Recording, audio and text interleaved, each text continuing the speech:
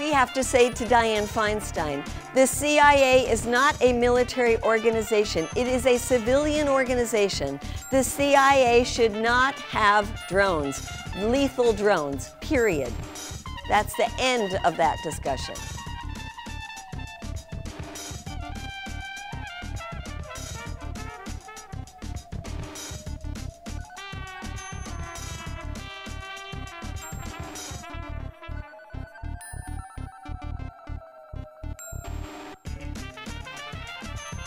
So first let me say how much I love George and this community of yours, and what a great way to be fed, not just in the literal sense, but be fed spiritually, to come to LA and be with folks like you who for over 10 years have been saying that the way of war that we have made post 9/11, of invading Afghanistan and Iraq, and now the drone wars, are not the way to deal with terrorism.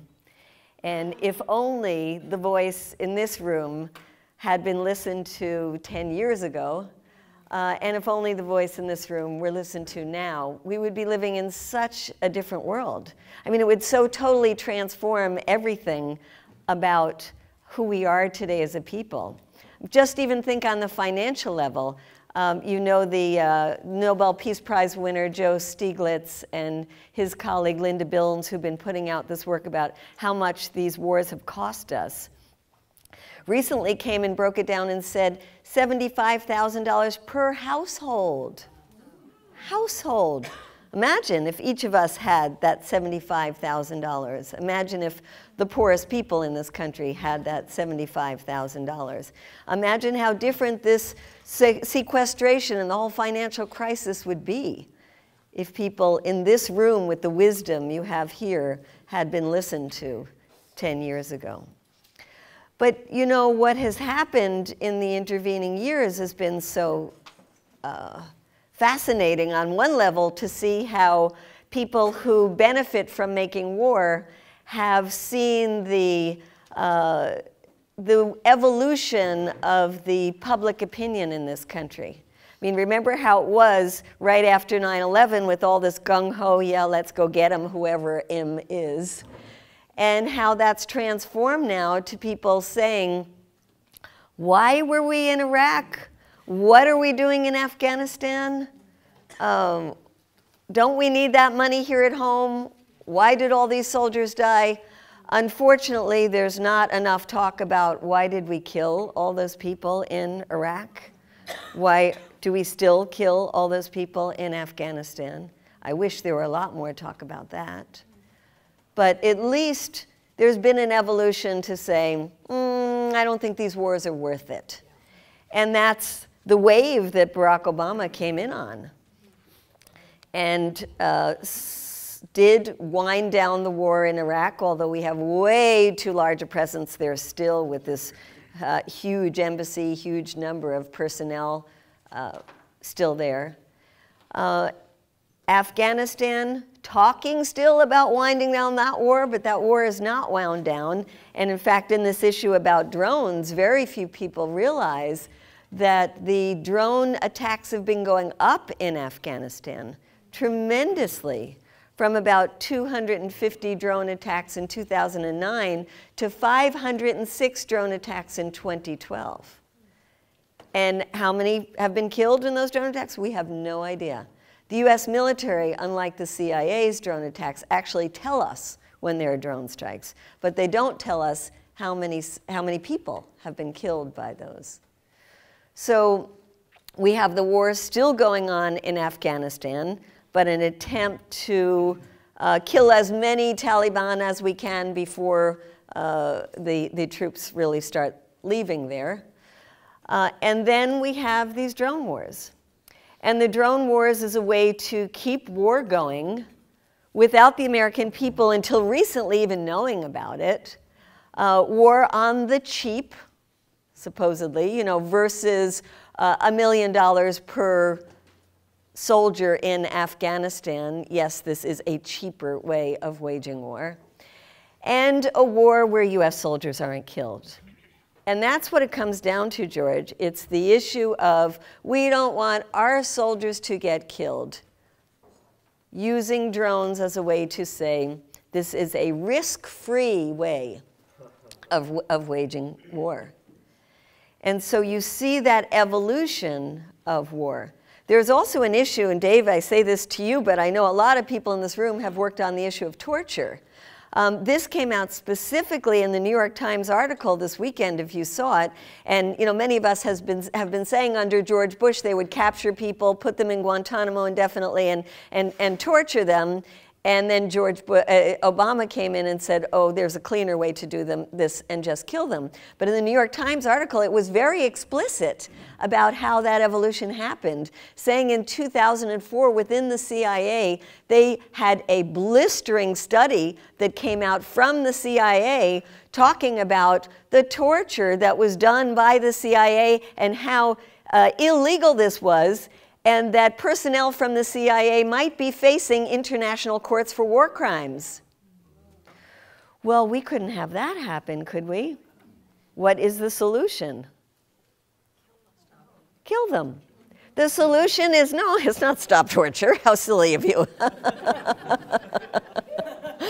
The solution is not stopping indefinite detention. The solution is kill them. Just kill them. I mean, this is not coming from me. This is real. This is a study from the CIA, and the conclusion is just kill them. And that is what President Obama has been overseeing, the just kill them clean option. That's where we are today. Now, if this were done under George Bush, do you think we would have a huge outcry? We would have a huge outcry. But it's being done under a nice guy. A Democrat, a nice guy, a black president. And so just as you've seen the whole peace movement take a nosedive and kind of disappear under Obama, so you see that this outrageous policy of just killing people that we suspect might one day somehow maybe want to harm us has been going on and on and on. How many people have been killed? We have no idea.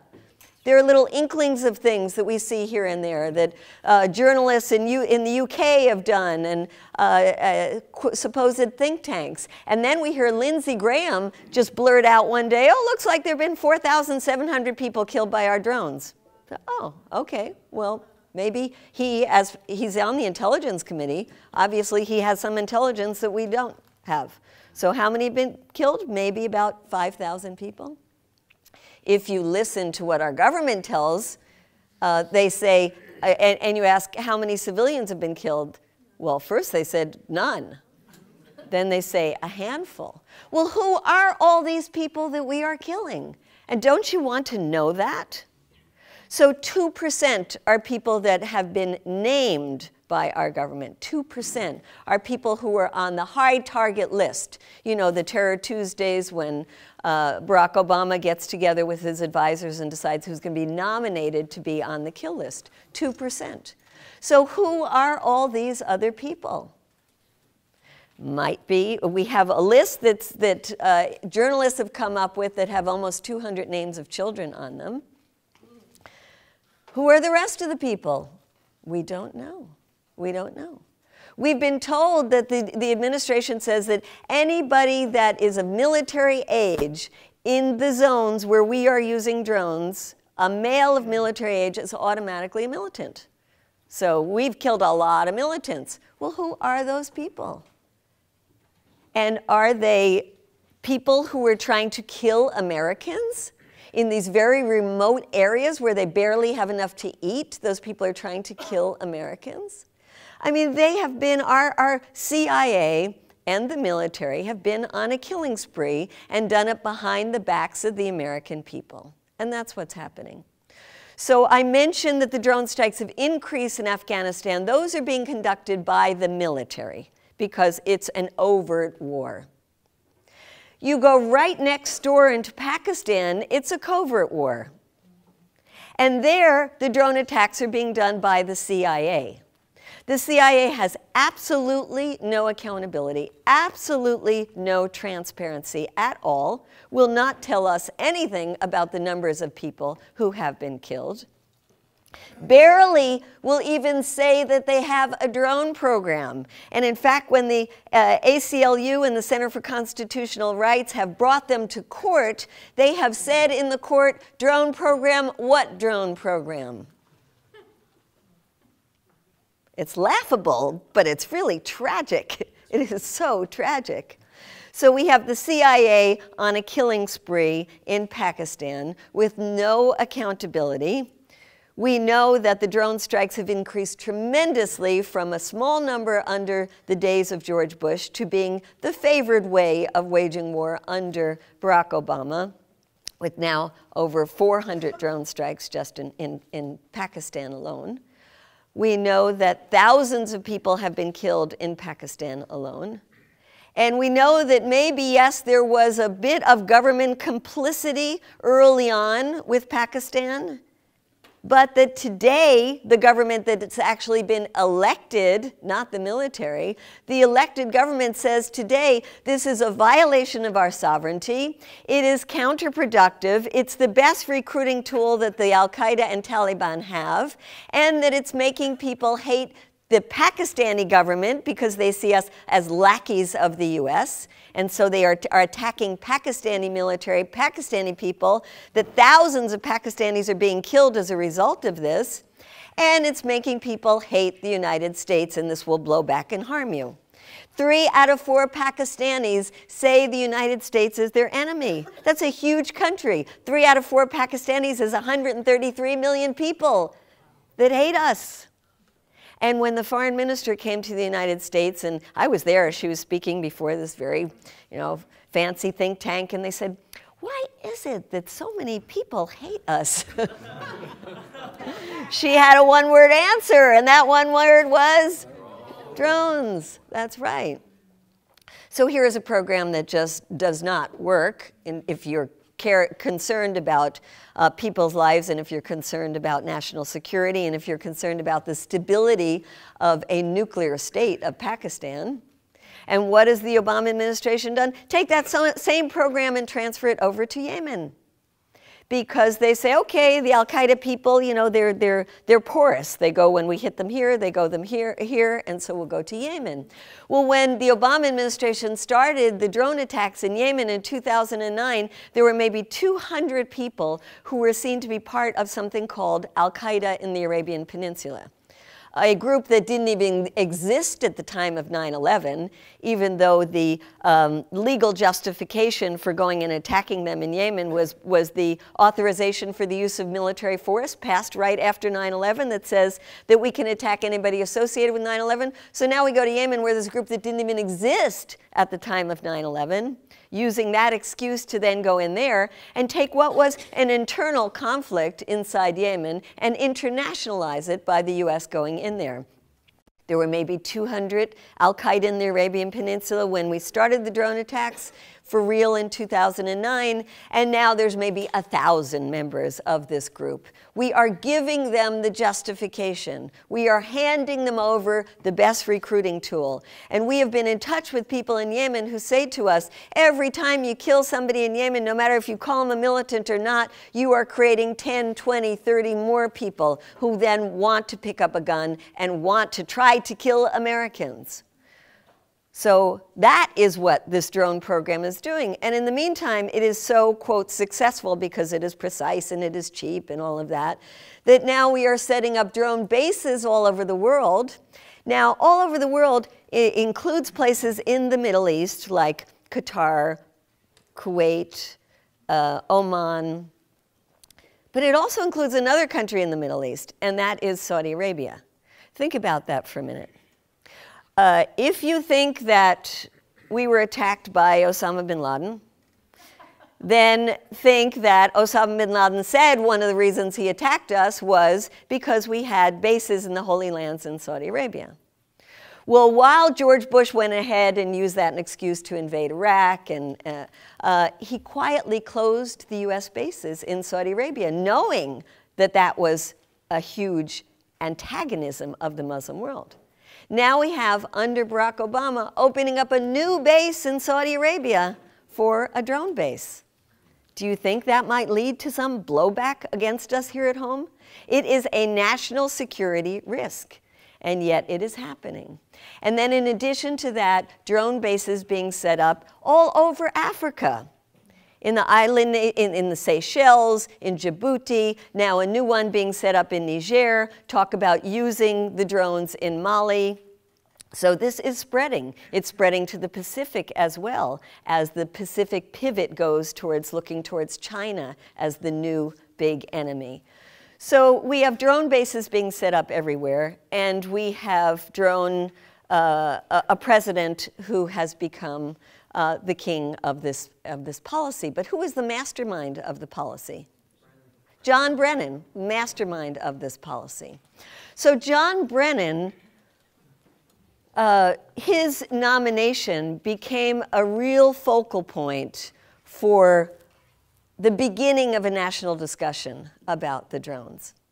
John Brennan, let's remember, is somebody who, when he was nominated to be the head of the CIA, when Barack Obama first came into office, there was an outcry from the human rights community. The human rights community that is all too silent today. And that human rights community said, John Brennan, he was high up in the CIA when they're doing all the torture and the extraordinary rendition and the indefinite detention. He could not possibly be fit for the job of head of the CIA. Although, what is the CIA for? I don't know. But the outcry was so great that John Brennan took back his nomination. 4 years later, John Brennan not only had that terrible history, but 4 years of being the mastermind of this killer drone program. And all of a sudden, it was like, yay, John Brennan. Well, so the John Brennan hearings were a time to have a little discussion about this. The John Brennan hearings did 3 things. First of all, let's remember that confirmation happens in the Senate, that Dianne Feinstein is the head of the Intelligence Committee that vets the nomination. Dianne Feinstein is our senator here in California. Let's not forget that. Dianne Feinstein is the one who said that there were only a handful of innocent people who have been killed by this drone program. Dianne Feinstein has been a cheerleader for the CIA in this program. So the confirmation hearings come up, and that is a time when a couple of Democrats get a little bit of a spine. And you know what the spine is? They say, like Ron Wyden, a nice guy, a senator from Oregon, he says, you know, we have been asking you, John Brennan and President Obama, for years now to give us the legal memos that justify this drone program. This is the Oversight Committee. They have been pleading with the administration to give the legal memos. Remember when it happened under Bush, and Bush wouldn't give the torture memos, and there was such a huge outcry from Democrats? And here they say quietly, we've been pleading with you for the memos. And maybe now during the confirmation hearing, maybe this is a time for you to give us the memos. Well, it's, you know, nice they asked for it, but my goodness, I mean, that the Oversight Committee does not even have the legal memos is astounding. You would think they would have subpoenaed the administration and said, you give us these damn memos if we're supposed to do our job of oversight. But no, they haven't done that. They've been asking politely. And now they've got 7 out of the 11 memos. They didn't get them all. They got to read them in a room where they had an administrator, a minder in the room with them, and they couldn't take them back for all their staff to analyze. What is this? What are we talking about here? So it came up the issue that we, the public, have not had a chance to see these legal memos at all.